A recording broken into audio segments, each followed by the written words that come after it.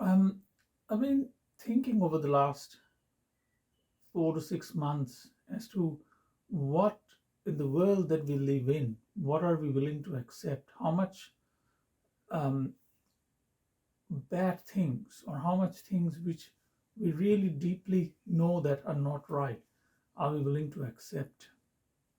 And why is that important? Um, See, when the what Hitler did and and how that ended, it was because he had started a war.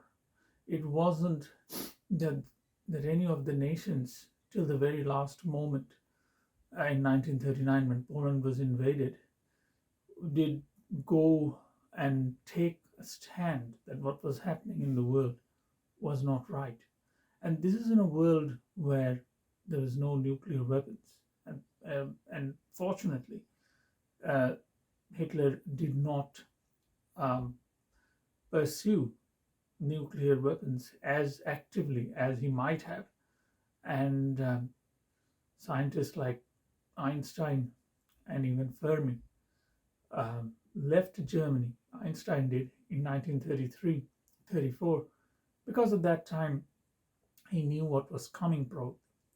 Now, if you look in our current world, we have we we don't agree with what's happening in Ukraine, for example. This is a war that is going on for a year. This is a war that now daily missiles slam into electrical infrastructure with a very specific view of making life hell for the citizens of Ukraine in winter and killing as many of them that way by destroying the electrical infrastructure. But but do we but what do we think that is right? Obviously not. But what are we going to do about it? Or what do we think can we do about it? There has been constant the cities of Ukraine, many cities have been razed to the ground. And this is not the first time it has happened. Before this, we had the Syrian war, and cities were razed to the ground during that war also. And what have we done? Have we, Russia still sits on the Security Council and vetoes many moves? There are many countries who feel even that what Russia is doing is not wrong. But we know that this is a great injustice, but we are accepting it because Russia is nuclear armed. So essentially, they can do whatever they want. That is implicitly where things stand. Like if if Russia didn't have nuclear weapons, then would NATO have intervened early? Um, but have we become desensitized to what we accept?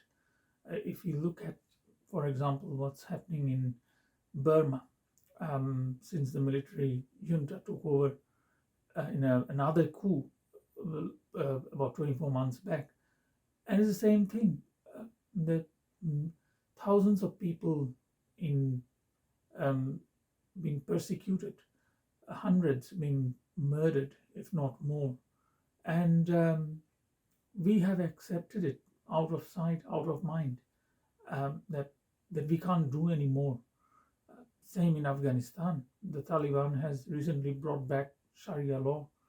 Women are facing immense persecution in many ways, and their rights are being taken away. Um, Once again, it's not in our backyard. We have accepted it. And um, then in Iran, what's happening currently, where there are massive protests by women and by the young people against the Ayatollahs. And largely these protests are being quelled by barbaric measures. But until and unless a rocket slams into our backyard or something very bad happens that impacts our lives, do we really feel strongly enough that these things should not be happening? Or as nation states, can we really do anything? What really bothers me is what happens if um, there is wholesale sending of people to concentration camps, like what happened during the Second World War.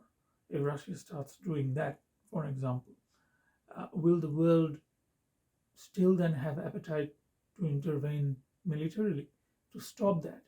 Or some we did, like, essentially Putin has even torn a plane out of the sky in 2014, the Malaysian Airlines plane, and there's been no consequence. So do we live in a world where if you are powerful enough as a nation, if you have nuclear weapons, beyond some economic sanctions, there is no real punishment.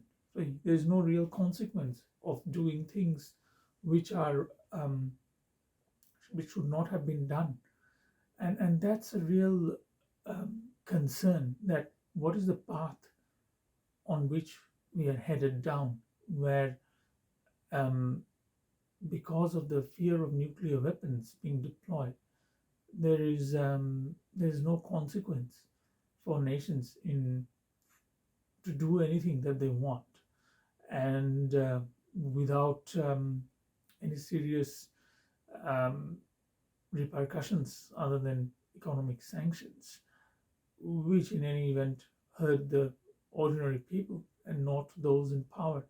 So, in this environment, if you're lucky enough to live in a country which is not assailed by any of these issues, then you're very lucky.